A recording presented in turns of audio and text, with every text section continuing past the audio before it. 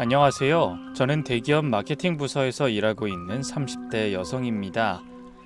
최근 제 인생에 큰 변화가 있었어요. 고마운 줄 모르고 모든 것을 당연하게 생각하던 인간들을 화끈하게 참교육했거든요. 이번 일을 겪으면서 저는 진짜 가족이 무엇인지, 그리고 제가 정말로 지켜야 할 것이 무엇인지 깨닫게 됐어요. 그럼 혹시라도 계실지 모를 저와 비슷한 상황에 처한 분들에게 이 사연이 조금이나마 도움이 되길 바라며 이야기를 시작해 보겠습니다. 저는 명문대를 졸업하고 대기업에 입사해 밤낮 없이 일했어요. 그 결과 30대 초반에 과장이 되었고 억대 연봉도 받게 됐죠. 주변에서는 커리어 우먼의 표본이라며 부러워했지만 사실 제 삶이 그렇게 화려하기만 한 건 아니었어요. 3년 전 결혼한 남편은 한때 잘나가는 사업가였지만 사업이 실패하면서 집에서 쉰 지 1년이 넘어가고 있었죠. 시어머니는 글쎄요, 전형적인 아들바라기였다고 해둘게요. 며느리가 돈 벌어 집안을 책임지는 것을 고마워하긴커녕 당연하게 여기는 분이셨습니다. 그런데 얼마 전 제 삶의 우선순위를 완전히 바꿔놓는 일이 일어났네요. 그날도 평소와 다름없는 월요일 아침이었습니다. 새벽 6시에 일어나 아침을 차려놓고 출근 준비를 마쳤죠. 하지만 남편은 여전히 침대에서 일어날 생각이 없어 보였어요. 사업 실패 후 1년째 매일 오후가 지나서야 겨우 눈을 뜨는 생활을 반복했거든요. 여보, 밥 차려놨으니까 일어나서 밥이라도 먹고 자. 늘 그랬듯이 대답은 없었습니다. 저는 한숨을 쉬며 현관으로 향했죠. 회사에 도착하자마자 팀 회의가 시작되었습니다. 우리 팀이 맡은 프로젝트가 성공적으로 마무리되어 임원진들의 칭찬이 이어졌어요. 팀원들의 얼굴에도 뿌듯함이 가득했죠. 김 과장, 이번 프로젝트 성공적으로 이끄느라 정말 고생했어. 내년 승진 심사에서 좋은 결과 있을 거야. 본부장님의 격려에 저도 모르게 미소가 지어졌습니다. 적어도 회사에서만큼은 제 능력을 인정받고 있다는 게 무척 큰 위안이 되었어요. 억대 연봉을 받는 과장으로서 회사에서의 제 위치는 탄탄했습니다. 하지만 집에 돌아가면 무기력하게 누워만 있는 남편을 보며 애타는 속을 냉수로 달래야 했죠. 점심시간이 되어 동료들과 식사하던 중 친정엄마의 전화를 받았습니다. 미선아, 엄마야. 근데 엄마의 목소리가 평소와 달랐어요. 뭔가 힘이 없고 떨리는 것 같았죠. 저는 깜짝 놀라 물었습니다. 엄마, 무슨 일 있어요? 목소리가 왜 그래? 아니야, 괜찮아. 그냥 우리 딸 점심은 먹었나 해서. 전화를 끊고도 마음이 편치 않아 퇴근하고 친정에 들러야겠다고 생각했죠. 친정엄마는 2년 전에 아버지가 돌아가신 후 혼자 사셨습니다. 자식이라곤 저 하나뿐이었지만 제가 사는 집과 친정까지는 차로 1시간이나 떨어져 있었어요. 그래서 자주 들르지도 못하고 살았네요. 오후 3시쯤 다시 친정엄마에게서 전화가 왔습니다. 평소에 일하는 저를 방해하지 않으려고 낮에는 전화도 잘 걸지 않던 엄마가 하루에 2번이나 연락하는 게 의외였어요. 아니나 다를까 이번엔 울먹이는 소리가 들려왔네요. 미선아, 사실은 엄마가 계단에서 넘어졌는데. 심장이 쿵 내려앉았습니다. 뭐라고요? 엄마 지금 어디예요? 여기 응급실이야. 저는 곧바로 팀원들에게 사정을 설명하고 병원으로 달려갔습니다. 병원까지 가는 택시 안에서 온갖 생각이 들었어요. 엄마가 혼자서 응급실에 계시는 동안 얼마나 외로우셨을까 싶고 제가 더 자주 찾아뵙지 못한 게 후회되더라고요. 점심때 전화했을 때 그냥 끊는 게 아니었는데 속으로 저 자신을 원망했습니다. 응급실에 도착하니 친정엄마가 병원 침대에 누워 계셨어요. 오른쪽 다리에 깁스를 하고 계셨고 얼굴은 고통으로 일그러져 있었습니다. 엄마 괜찮아요? 많이 아파? 미선아, 미안해. 너 바쁜 거 뻔히 아는데 보호자를 부르라고 해서. 엄마의 눈가가 촉촉해졌습니다.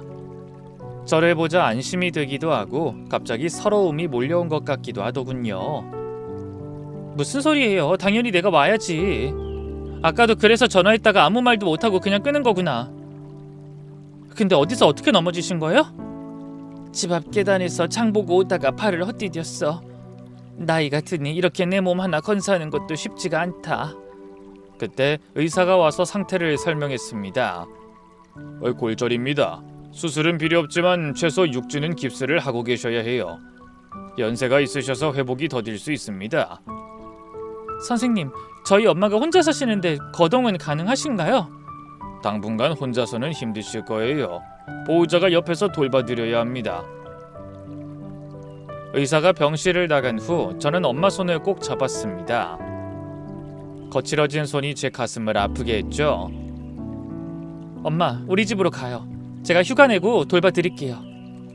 아니야, 미선아, 괜찮아. 내가 알아서 할게. 무슨 소리예요?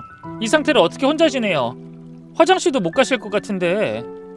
그래도 네 남편이 뭐라고 하겠니? 시어머니도 자주 오시잖아. 맞습니다. 시어머니는 일주일에 2-3번은 꼭 집으로 오셨죠. 아들 얼굴 보러 온다면서요.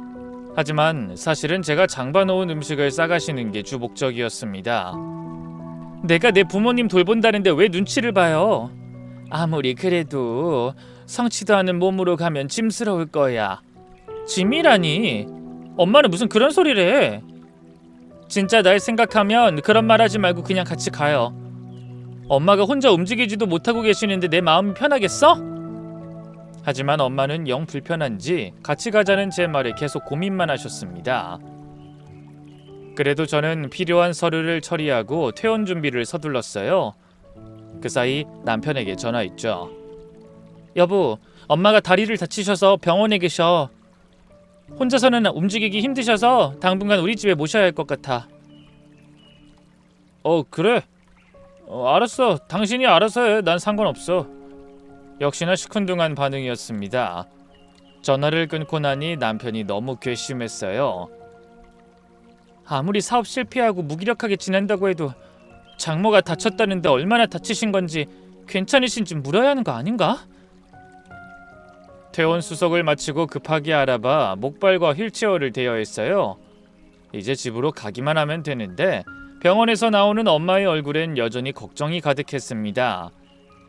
미선아, 엄마 정말 괜찮은데 너희 시어머니가 보시면 안 좋아하실 거야. 엄마 제발 그런 걱정 좀 하지 마세요. 우리 시어머니도 혼자 사시는 분인데 이 정도는 당연히 이해하실 거야. 그리고 내가 왜 내 집에 엄마 모셔가는데 시어머니 눈치를 봐야 해. 그래도 택시를 타고 집으로 갈 때까지 엄마는 계속 미안하다며 걱정하셨어요. 내가 조심했어야 했는데 이 나이에 딸한테 짐만 되는구나. 엄마 왜 자꾸 그런 말씀하세요? 엄마 덕분에 내가 이렇게 잘 된 거지. 짐이라니 말도 안 돼요. 친정아버지가 갑자기 돌아가신 후 엄마는 혼자서 저를 키우기 위해 모진 고생을 많이 하셨어요. 식당 일, 파출부, 보험 판매 안 해본 일이 없으셨죠? 그 덕에 저는 무사히 대학을 졸업하고 좋은 회사에 들어갈 수 있었습니다. 그렇게 어렵게 키운 자식 집에 가면서도 엄마는 너무 미안해 하셨어요. 저는 그런 모습이 더 속상했네요. 막말로 시어머니는 아들 본다고 뻔질나게 드나들면서도 늘 당당하셨거든요. 이게 아들 가진 부모랑 딸 가진 부모의 차이인가? 싶은 생각이 들어 씁쓸했습니다. 잠시 후 택시에서 내려 휠체어로 이동했어요. 운전기사님이 친절하게 트렁크에 휠체어 싣고 내리는 걸 도와주셨죠. 아유 어르신, 건강관리 잘하시고 얼른 나으세요. 따님이 아주 효녀네요. 그 말에 엄마의 얼굴에 자랑스러움이 묻어나는 게 느껴졌습니다. 저는 괜히 코끝이 찡했어요. 엘리베이터에서 내려 현관문을 열고 들어서니 남편이 거실에서 TV를 보고 있더군요. 그런데 장모가 왔는데도 일어나지도 않는 거예요. 왔어? 장모님 오셨어요? 여보, 엄마 좀 도와드려. 그래. 마지못해 일어난 남편이 엄마를 부축했습니다. 저는 엄마를 안방으로 모셨어요. 앉았다 일어서기가 힘드시니 맨바닥보다는 침대가 나을 것 같았죠. 엄마, 여기 편하게 누우세요. 엄마를 침대에 모신 후 필요한 물건들을 정리했습니다. 물, 약, 핸드폰, TV 리모컨. 손이 자주 가는 것들을 침대 옆 탁자에 놓아드렸죠. 엄마, 화장실 가고 싶으시면 저 꼭 부르세요. 혼자 간다고 일어서시면 절대 안 돼요. 그래, 고맙다. 거실로 나오니 남편이 다시 TV 앞에 앉아 있었습니다. 여보, 나 내일 회사 가서 휴가 내고 올게. 그동안 엄마 좀 잘 봐드려. 뭐? 내가? 아니, 나도 할 일이 있는데. 아무 대책도 없이 무턱대고 모셔오면 어떡해. 무슨 할 일? 하루 종일 집에 있으면서. 오래 해달라는 것도 아니고 내가 회사에 휴가 내러 가는 동안만 부탁한다잖아. 반나절이면 된다고. 나도 그냥 있는 거 아니야. 취업 준비하려고 하루 종일 인터넷 뒤지고. 1년째 같은 소리였습니다. 취업 준비를 한다면서 실제로는 게임만 하고 있다는 걸 저도 알고 있었죠. 하지만 엄마를 모셔다 놓고 남편과 큰 소리 내고 싶지 않아 꾹 참으며 말했어요. 그냥 엄마 점심이라도 챙겨드리고 화장실 앞까지만 부축해드려. 혼자 움직이다 또 넘어지시면 진짜 큰일 난단 말이야. 알았어.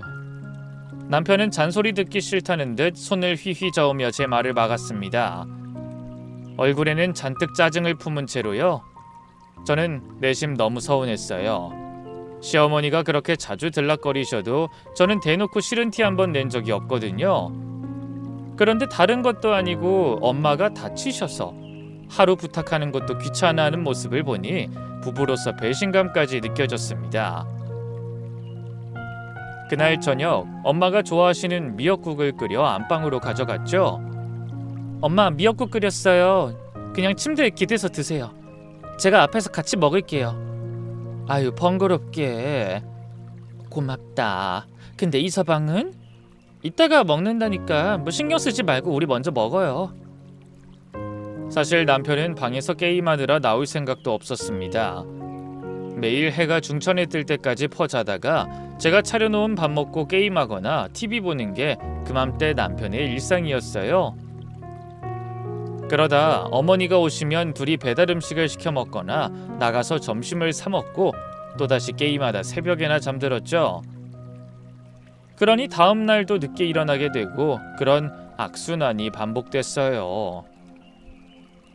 물론 처음에는 저도 한 소리 했습니다. 하지만 아무리 말해도 남편은 변하지 않고 싸움만 되니 지치더라고요. 그런 모습을 보면 시어머니는 자기 아들을 혼내는 게 아니라 절 나무라셨습니다. 너 푼돈 좀 벌어본다고 남편 알길 우습게 하는 거냐? 제가 놀면 얼마나 놀았다고 그래? 그동안 고생해서 많이 벌어다 줬으니 잠깐 쉬어간다고 생각하고 애 좀 편하게 해주지. 그걸 못 참고 남편을 쥐잡듯이 잡아? 어머님은 대단한 착각을 하고 사셨어요. 자기 아들이 사업하면서 큰 돈을 벌었을 거라고 생각하시더군요. 사실 남편이 허언증이 좀 있었거든요. 기죽고 싶지 않아 주변 사람들에게 얼마나 허풍을 떨었는지.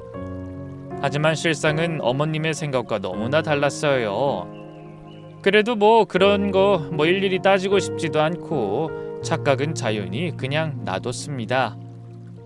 제가 솔직히 말씀드려봐야 말 같지도 않은 소리라고 무시하실 게 뻔했거든요. 저는 친정엄마와 마주 앉아 저녁을 먹으며 이런저런 이야기를 나눴습니다. 오랜만에 엄마와 단둘이 시간을 보내니 좋기도 했죠.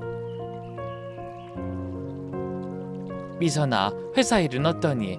요즘도 많이 바쁘지? 네, 제가 맡아 진행하는 프로젝트가 많아서요. 그래도 재밌어요. 팀원들도 잘 따라주고. 우리 딸 정말 대단해. 그 큰 회사 과장이라니 자랑스럽다 정말. 엄마가 저를 보며 빙긋이 웃으시자 저도 모르게 눈시울이 붉어졌어요. 친정엄마는 늘 저를 자랑스러워하셨는데 시어머니는 한 번도 제 일을 인정해 주신 적이 없었거든요. 너무 회사에 매달리지 마라. 그깟 월급쟁이 신세 언제 어떻게 될지 모르는 거 아니냐? 괜히 일한답시고 남편 밥 굶기지 말란 말이야. 냉장고에 손 갈 게 하나도 없잖아. 살림이나 더 신경 써. 그렇다고 가만히 듣고 있을 제가 아니었어요. 냉장고에 손 갈 거 사 넣으려면 제가 회사에 매달려야죠, 어머님. 벌어오는 사람이 없으면 냉장고는 누가 채우고 매달 공과금에 카드값은 누가 감당해요? 남편 수발만 든다고 하늘에서 돈이 떨어지나요? 뭐야? 내 아들이 어디 평생 놀 것 같아?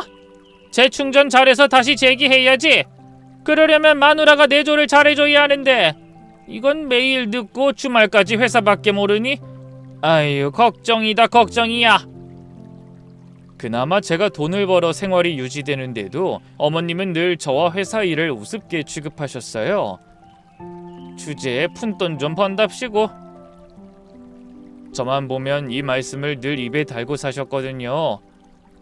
다음 날 아침 바쁘게 출근 준비하며 엄마를 향해 한 번 더 확인했어요.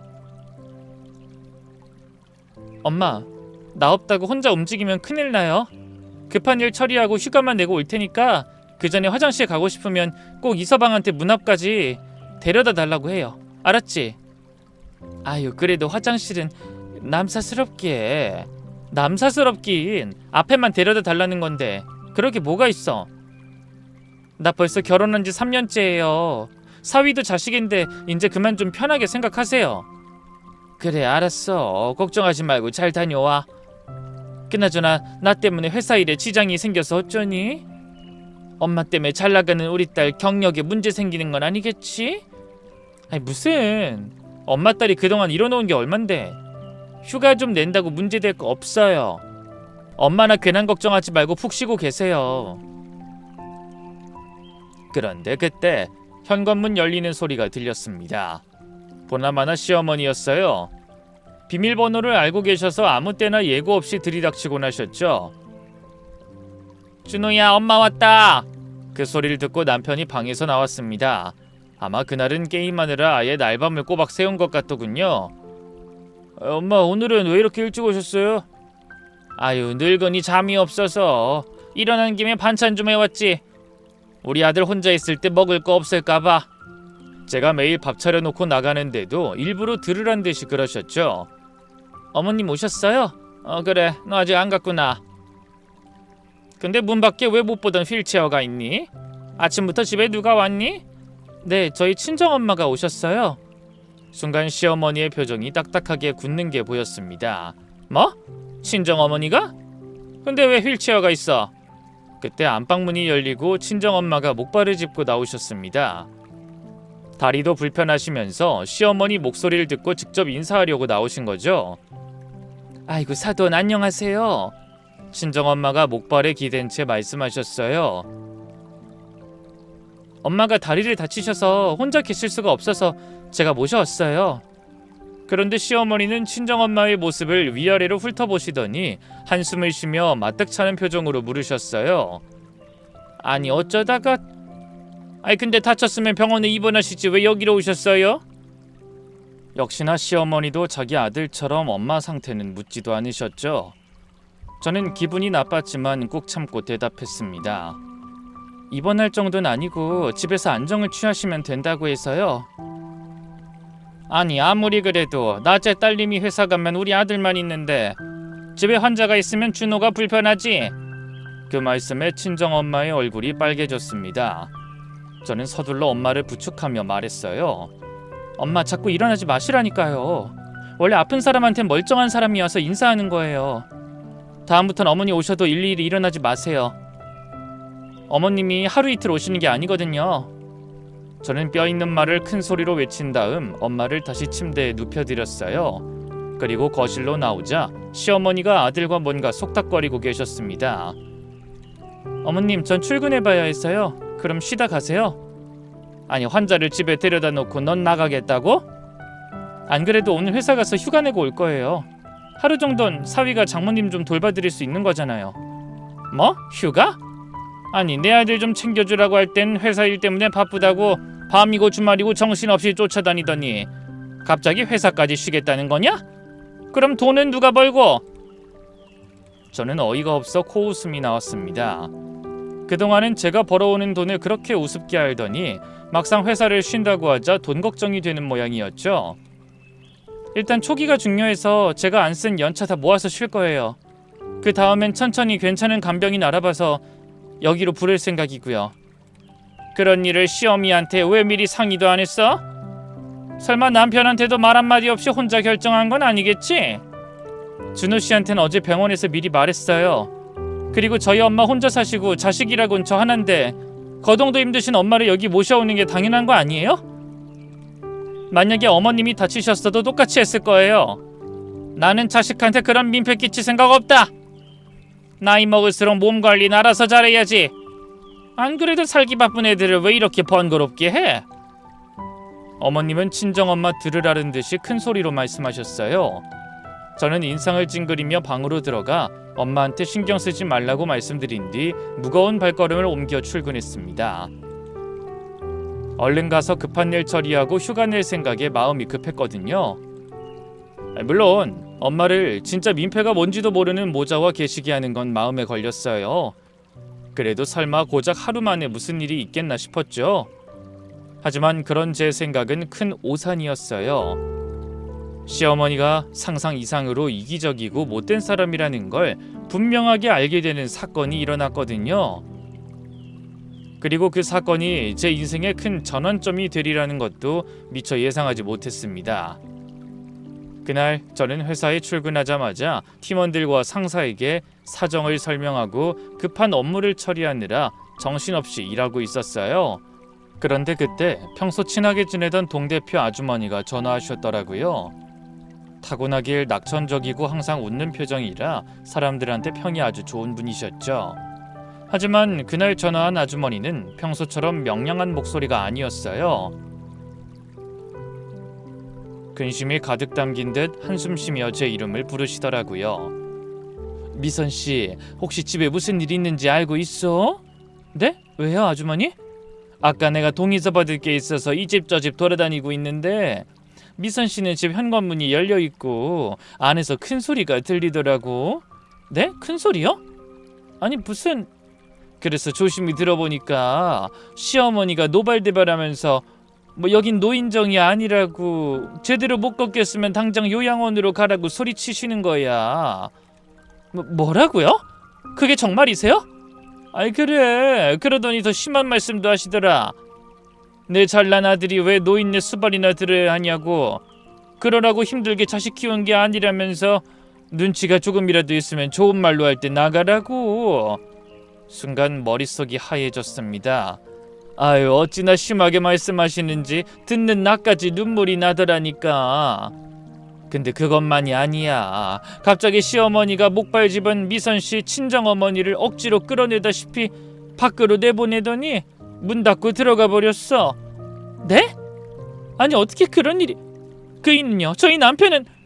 아유, 사람이 어떻게 그래. 자기 엄마가 장모를 쫓아내는데 방에서 나와보지도 않더라니까. 뭐 오락하는 소리만 들리는 것 같던데. 그럼 저희 엄마는 지금 어디 계시는 거예요?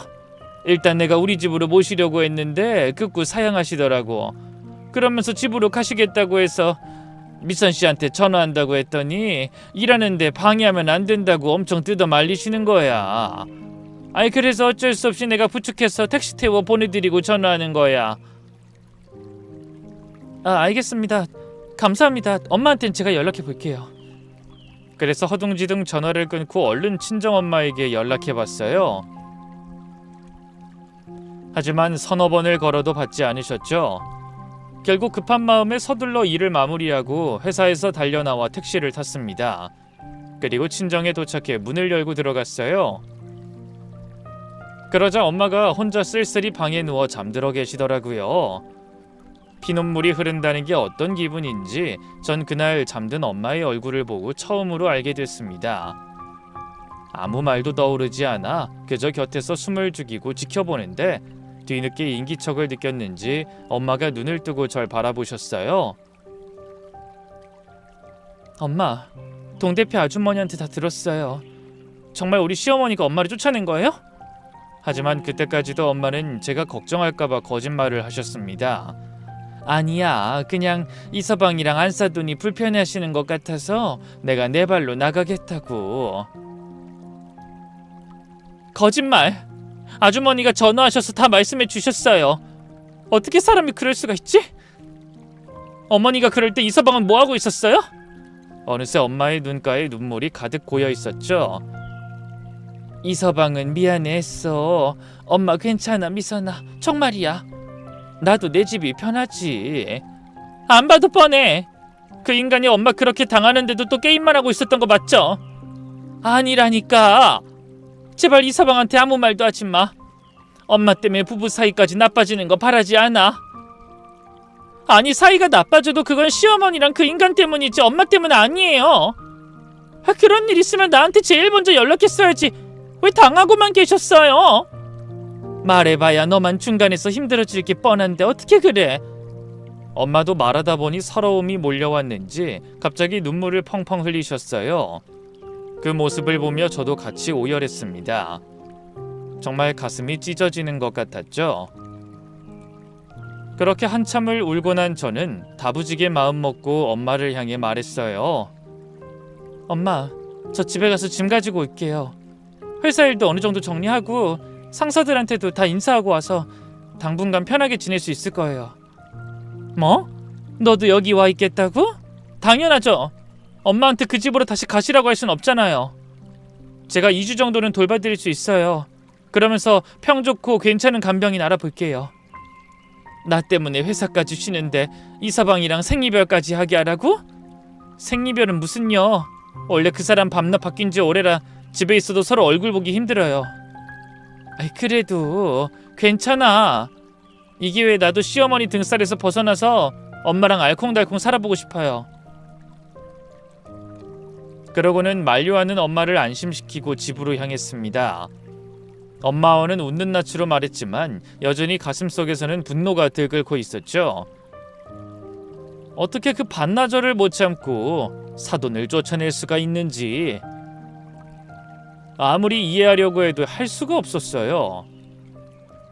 잠시 후 집안에 들어서자 시어머니와 남편이 사이좋게 붙어 앉아 TV 드라마를 보며 낄낄거리고 있더군요.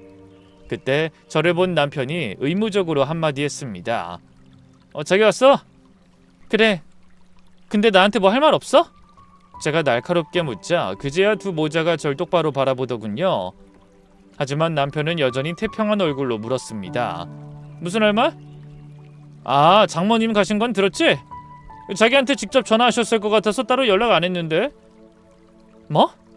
그걸 말이라고 하는 거야? 엄마가 이 집에 일주일을 계셨어? 한 달을 계셨어? 고작 1박 2일이야. 근데 내가 없는 그 반나절을 못 참고 우리 엄마를 쫓아낸 거야? 그러자 남편이 펄쩍 뛰며 소리쳤습니다. 아, 쫓아내다니. 자기 왜 큰일 날 소리를 해? 아, 누가 들으면 오해하겠다. 장모님 본인이 우리 집이 불편하다고 굳이 집에 가시겠다고 한 거야. 입에 침이나 바르고 그런 소리래. 우리 엄마 쫓겨나는 거 본 사람 있거든? 그 모습을 지켜보던 시어머니가 역시나 저를 도끼 눈으로 바라보더니 있는 대로 성질을 부리시더군요.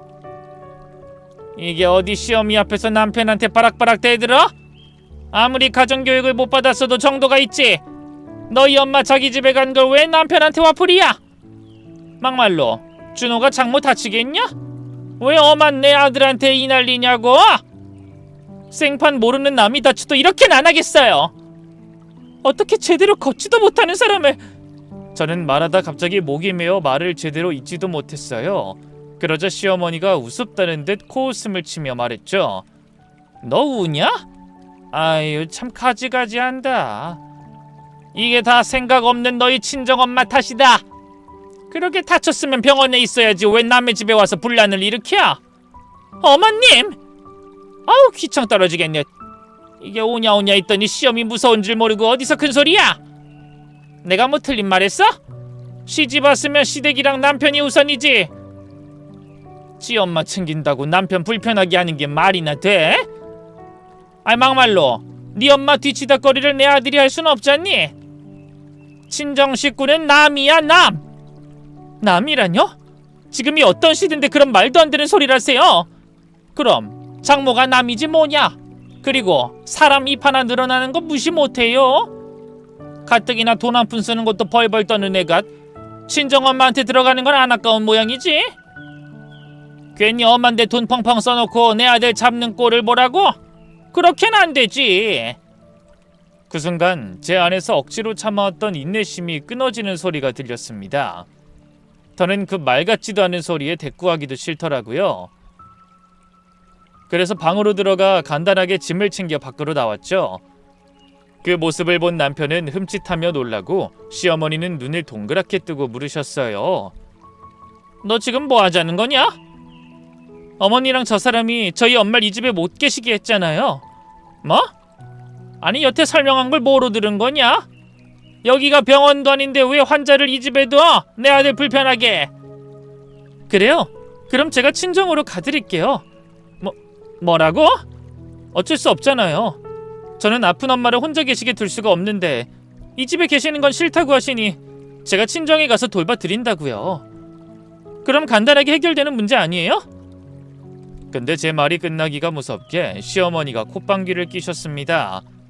누가 너 없으면 아쉬울 것 같냐?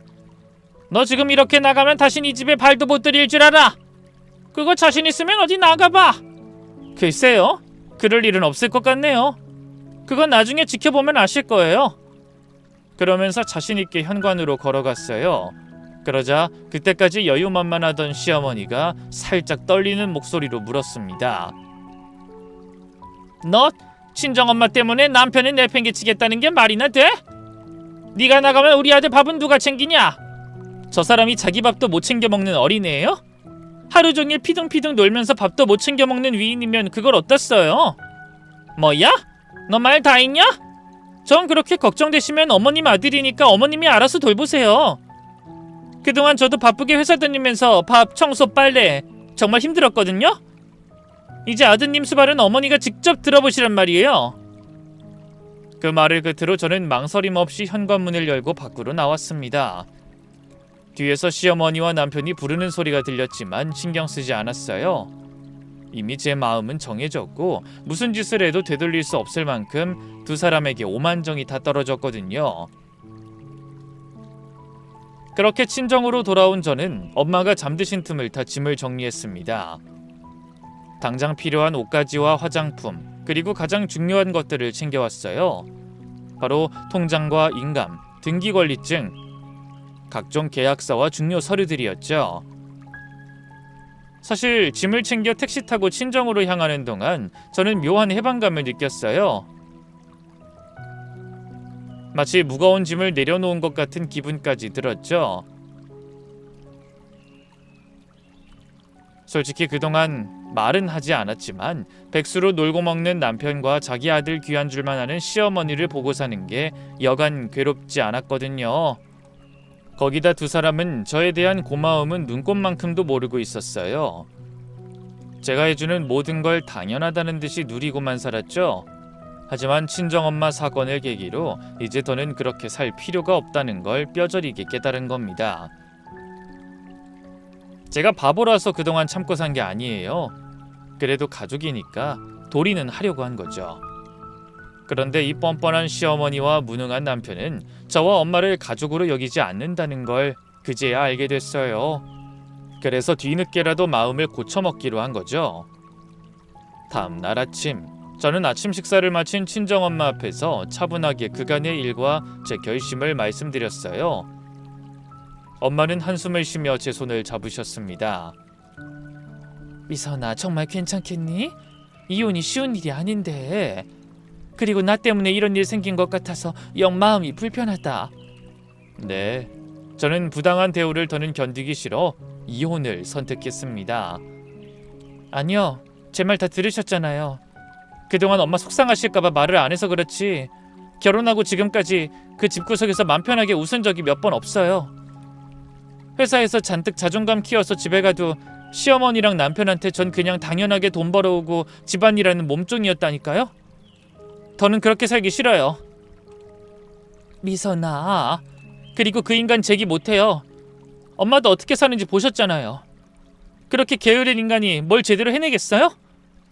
정신 차리려면 아직 멀었죠. 아니 아예 정신이 차려질지도 모르겠고요.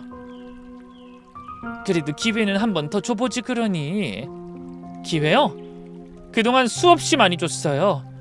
그리고 엄마도 아시다시피 그 아파트도 제 명인 거 아시죠? 대학 때부터 아르바이트해서 번 돈이랑 회사 다니면서 꼬박 적금 든 거, 그리고 제 이름으로 받은 대출로 산 집이잖아요. 그 인간은 사업이 불안정해서 대출도 제대로 받을 수 없는 상태였어요. 그렇긴 하지.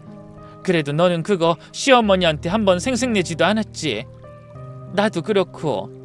그러니까요. 근데 고마운 것도 모르고 기가 막혀서. 그 인간이 얼마나 자기 엄마한테 사업으로 큰 돈 번 것처럼 떠벌렸는지 어머님은 그 집도 자기 아들이 산 건 줄 알잖아요.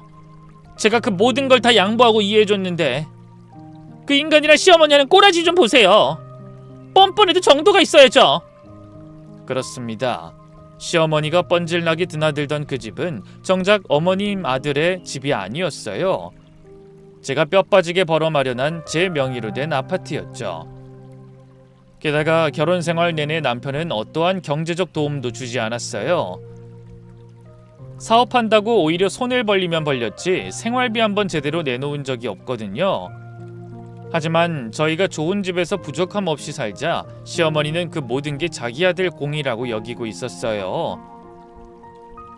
솔직히 저는 이혼해도 아쉬울 게 하나도 없었죠. 네가 정 그렇다면. 근데 이혼도 쉬운 게 아니라던데. 괜찮아요 엄마. 이미 어제 택시 타고 오면서 변호사도 다 알아봤어요. 이따가 잠깐 나가서 상담만 받고 올게요. 그날부터 저는 친정엄마와 그간 밀린 이야기를 도란도란 나누며 편안한 시간을 보냈습니다. 살림에 대해서 참견하는 사람도 없고 제가 장봐온 재료를 온전히 다 쓸 수 있는 것도 좋았어요. 늘 퇴근할 때 무겁게 장을 봐와서 다음날 저녁을 하려고 하면 시어머니가 식재료를 몽땅 들고 가버리신 뒤였거든요. 그때는 사소한 걸로 쪼잔해지고 싶지 않아 말을 아꼈어요. 그런데 나중에 생각하니 그 비용까지 다 청구해버리고 싶게 얄밉더라고요. 몇 시간 후 남편에게서 전화가 걸려왔습니다. 받고 싶지 않았지만 뭐라고 하는지 들어보자는 심정으로 대답했어요. 여보세요? 자기야 집에 언제 올 거야? 진짜 영영 친정에서 살겠다는 건 아니지? 당연하지. 설마 내가 그 집을 당신 주고 여기서 계속 살겠니? 그 집도 엄연한 내 집인데 누구 좋으라고? 장난하지 마. 당신 기분 나쁜 거 알았으니까 적당히 하고 당장 집으로 와. 내 밥은 어쩌라는 거야? 너 시위하느라 남편은 나 몰라라 하겠다는 거야? 장난 같은 소리 하고 있네. 지금 이 상황에 내가 네 밥이나 해주게 생겼어? 끔찍한 소리 때려치우고 네 밥은 알아서 챙겨 먹어. 그리고 곧 서류 하나 도착할 테니까 받아서 도장이나 찍어 보내.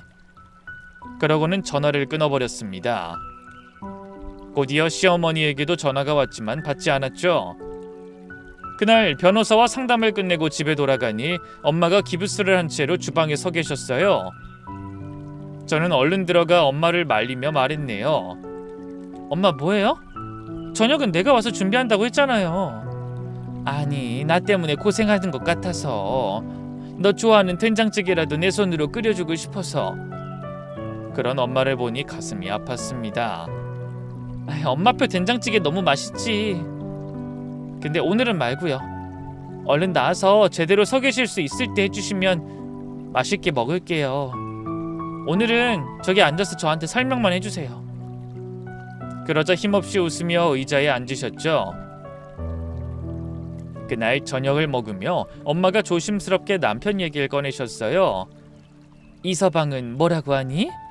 화내죠. 당장 돌아오래요. 미선아, 지금이라도 한 번 더 생각해봐. 원래 사람 사이가 좋을 때도 있고 나쁠 때도 있는 거잖아. 부부가 보통 인연으로 맺어지는 게 아닌데. 그러니까 결심한 거예요. 그 인간하고 저는 애초에 인연이 아니었는지도 몰라요.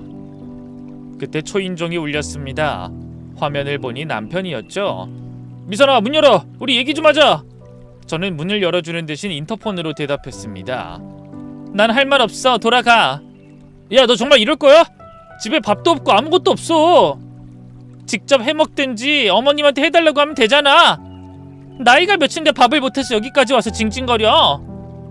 너 진짜 이럴 거야? 네가 나한테 줬던 카드까지 몽땅 가져갔잖아. 재료 살 돈이 있어야 반찬을 하지. 나더러 굶어 죽으라는 거야? 그러게 있을 때 잘할 것이지. 이미 기차 떠났거든? 그러고는 인터폰을 꺼버렸습니다. 그러자 남편은 창피한 줄도 모르고 문을 두드리고 소리를 지르다 제풀에 꺾여 돌아갔어요. 하지만 그대로 포기한 게 아니었나 봐요. 다음 날부터 폭풍 같은 연락이 시작됐거든요. 남편과 시어머니가 지겹도록 돌아가며 전화를 걸었어요. 아무리 그래도 제가 전화를 받지 않자 이번엔 시어머니가 친정에 찾아오셨습니다. 저는 엄마 앞에서 흉한 꼴 보이고 싶지 않아 시어머니를 앞장 세워 아파트 단지 옆 카페로 갔죠. 너 이게 무슨 짓이니? 남편을 버리고 집을 나가? 그날 다 보셨잖아요. 그땐 마음대로 하라더니 이제 와서 왜 이러세요? 성질나서 괜히 해보는 말인 줄 알았지? 그럼 우리 준호는 어떻게 살라고? 혼자서 아무것도 못하는 애를? 그 나이 먹도록 혼자 아무것도 못하는 게 자랑이에요? 입만 열면 잘난 아들이라고 그렇게 자랑하시더니 이제 현실이 좀 보이세요?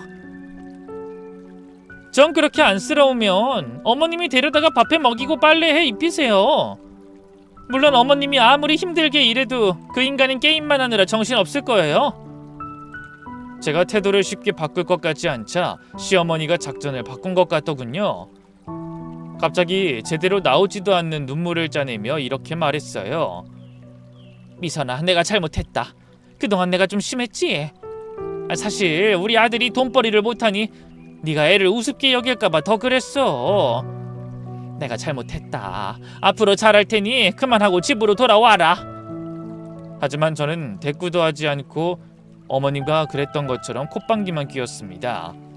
그러자 상대가 더 간절하게 매달렸어요. 예, 준호도 반성하고 있어.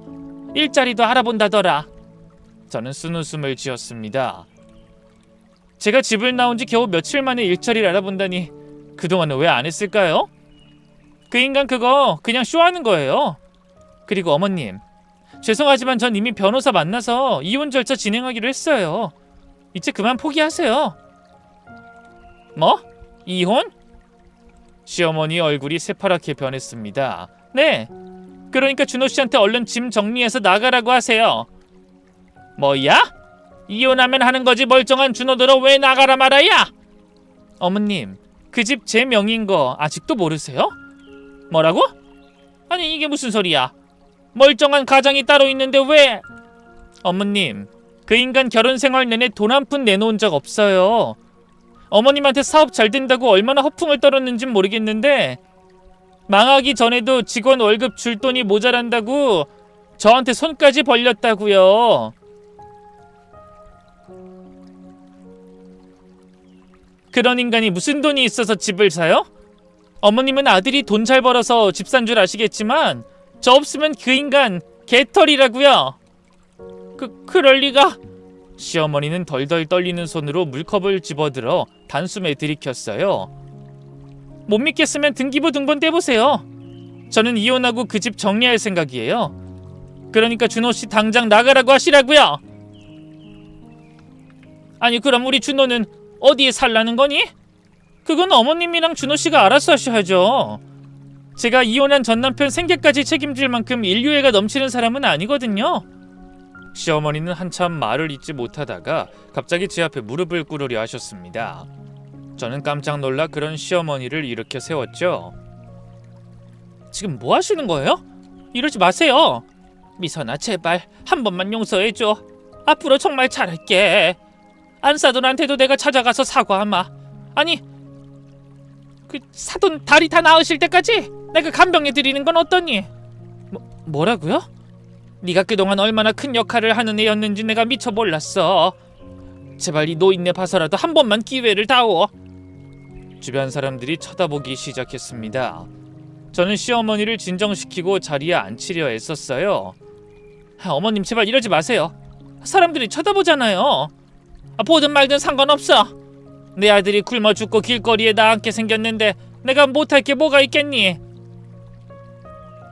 결국 저는 어머님을 피해 자리에서 일어설 수밖에 없었습니다. 그만하세요. 아무리 이러셔도 소용없어요. 준호 씨한테 한 말 그대로 돌려드릴게요.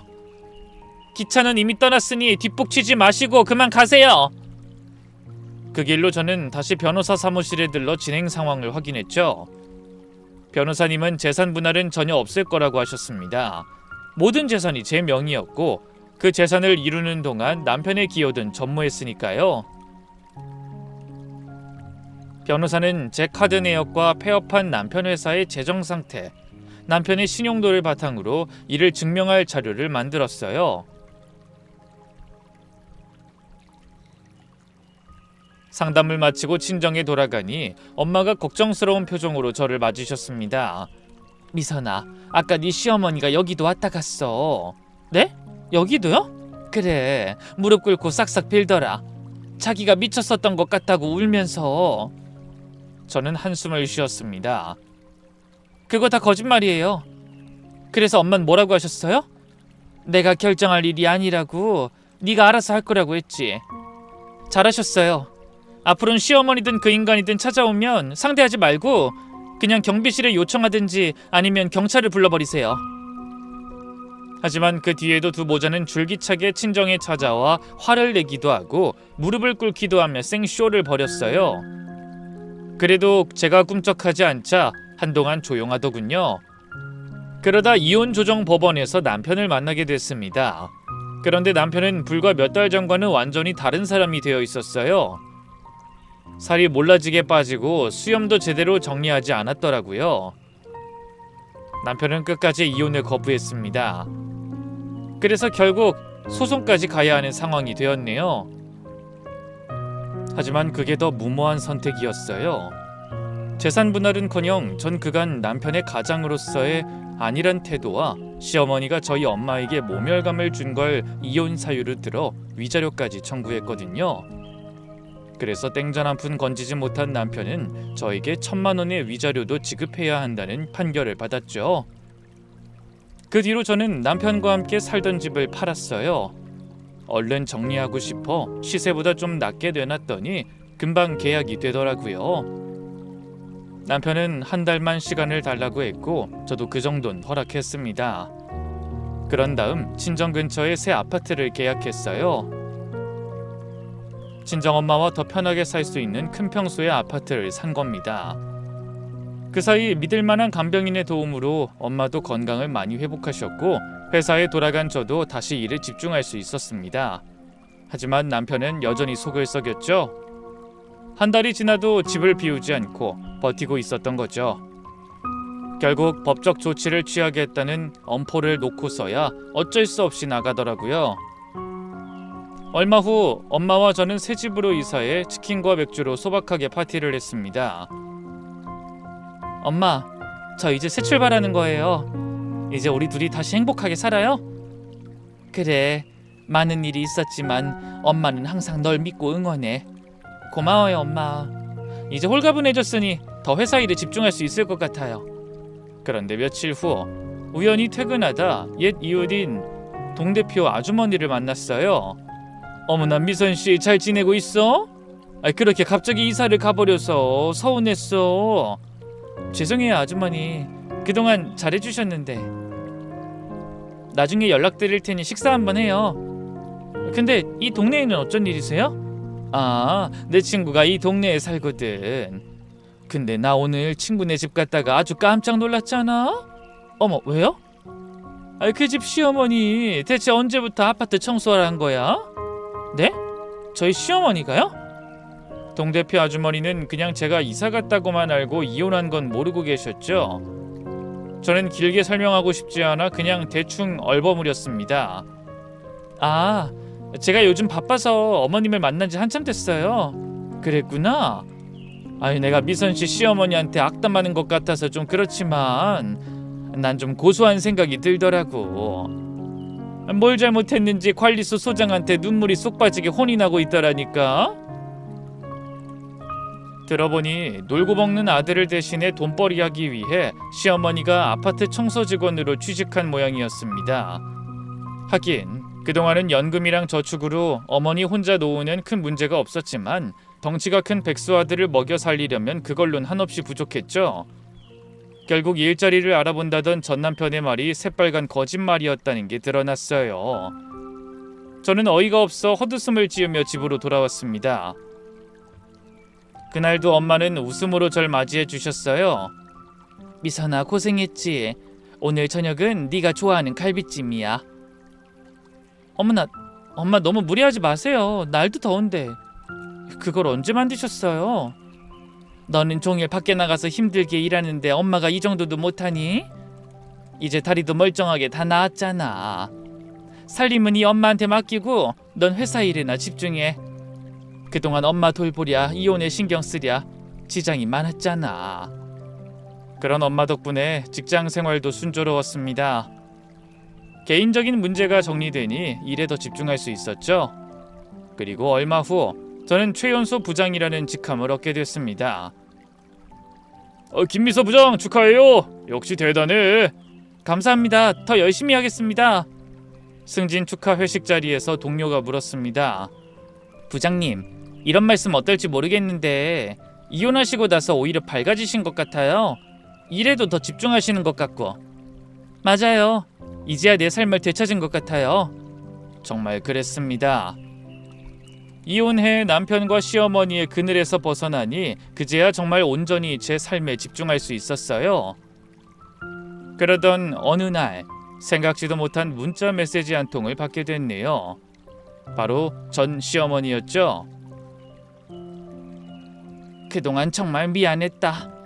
내가 준호와 살다 보니 네가 그동안 얼마나 힘들었을지 이제야 알 것 같구나.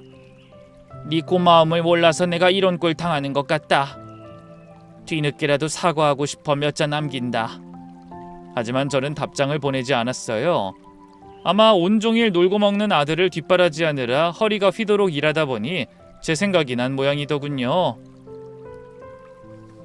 다 늙어 그렇게 사는 시어머니가 좀 안쓰럽기도 했지만 자업자득이라고 생각했어요. 잠시 옛일을 떠올리니 남편이 온종일 게임만 하다 밖을 내다보며 소리치던 게 떠올랐죠. 여보 밥! 이제 그 말이 엄마 밥으로 바뀌어 노모를 괴롭히고 있을 생각을 하니 우습기도 하고 한심하기도 하더군요. 반면에 부장으로 승진한 저는 연봉도 더 올랐고 일에도 여유가 많이 생겼어요. 그래서 친정엄마와 함께 유럽 여행도 다녀왔네요. 그해 겨울 친정엄마와 함께 따뜻한 저녁을 먹으며 TV를 보고 있었습니다. 창밖에는 눈이 내리고 있었죠. 미선아, 행복하니? 네 엄마, 정말 행복해요. 그래, 그럼 됐어. 네가 행복하면 엄마도 행복해. TV에서는 가족 드라마가 나오고 있었습니다. 며느리가 시댁에서 고생하는 내용이었죠. 예전 같았으면 남일 같지 않아서 채널을 돌렸을 텐데 이제는 그저 하나의 드라마일 뿐이라는 생각이 들더라고요. 마음이 한없이 여유로워진 기분이었어요. 그렇게 저는 새로운 삶을 살아가고 있습니다. 때로는 이혼녀라는 꼬리표가 무겁게 느껴질 때도 있어요. 하지만 후회는 없네요. 제가 선택한 길이고 그 선택으로 저는 비로소 제 삶을 찾았으니까요. 누군가는 남편을 길바닥에 내쫓았다며 제가 냉정하다고 할지도 모릅니다. 하지만 진짜 냉정한 건 며느리의 헌신을 당연하게 여기고 그 부모까지 모욕했던 그들이었다는 걸 하늘은 알고 있을 겁니다. 이제 저는 당당하게 제 능력으로 번 돈으로 제가 사랑하는 사람과 함께 행복을 찾아가고 있어요. 부디 이 소중한 삶이 오래도록 유지될 수 있도록 많은 분의 응원을 기대하겠습니다. 감사합니다.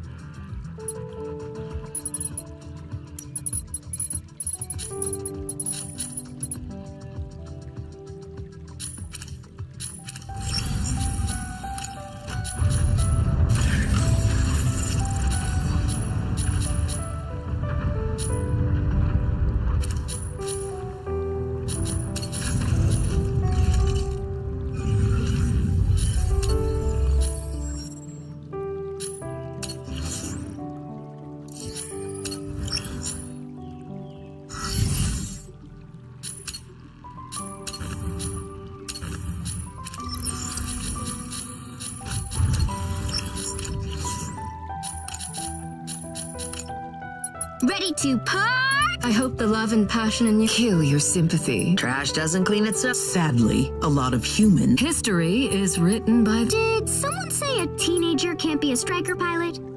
I once read in a book that the stars will guide our souls back to the. Nothing can conceal the truth. I hope the love and passion in you will live forever. Like.